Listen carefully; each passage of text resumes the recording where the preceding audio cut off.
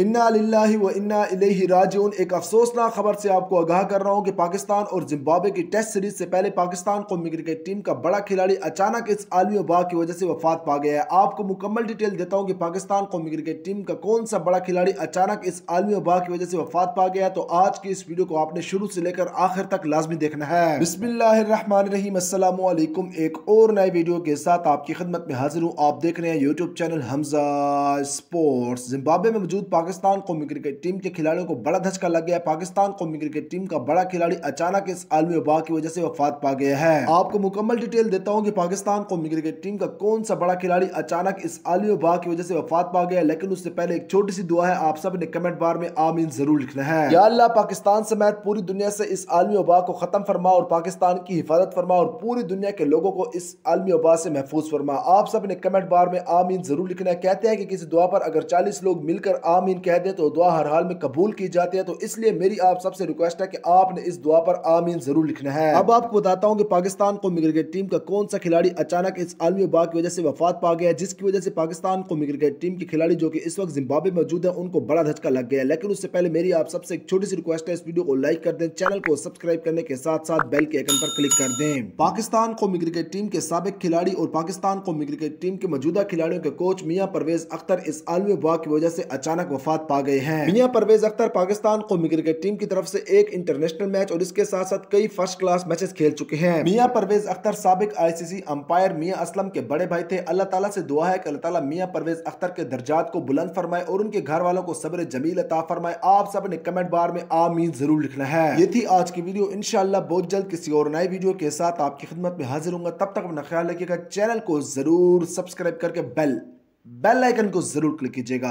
अल्लाह हाफिज।